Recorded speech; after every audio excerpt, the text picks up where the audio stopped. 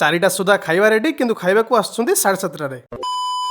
तो नमस्कार समस्त को मु सभी नीलगिरी आमर गोटे होटेल अच्छी सबुदिन बेले रेडी कि मु पलि आसती होटेल को टाइम मात्र 10:15 होता है बेपार आमर बोइन होता है गोटे झाल माछ पार्सल तापर जनकर 3टा बिरियानी आउ जनकर 2टा माछ मिल पार्सल करके तो आज भी आमर गोटे 50 जनकर खाइबा ऑर्डर थिला से पुरी आसुले आइटम गुड़ा आप पॉज करके पढ़ी पारे आम बेपार टाइम रे ऑर्डर आसिले आमको टिके कष्ट हुए किंतु आज बिल्कुल भी टेंशन नथिला कारण आम बेपार सरला परे 4टा बेले सामान जेकी आसीबे खाइबा पे शुक्रवार पे होटेल भी आज भिड़ बहुत थिला एपटे माछ भोजा होतला सेपटे दिया चलथिला एपटे आम बेपार सरला बेलकु तांकर प्रायतः आइटम सब रेडी हेइथिला किंतु सेमाने जे एठी 4टा बेले आसीबा कथा कहिथिले आसिकी पहुंचले संध्या 7:30 बेले आ सेटा भी एकाथर नुहे अधा अधा करके आस्थिले प्रथम फेज रे किछि खाइ देकी पळिथिले तापर आ किछि समय पर आ गुटे फेज आस्थिले खाइबा पे जा भी हो कहार किछि खाइबार असुविधा हेइ नथिला प्रायतः समस्त खाइबार संतुष्ट थिले दुकान बंद करू करू 9टा बाजी गला तो आज पे एतिकी समस्त खुशी रे रहंतु जय जगन्नाथ।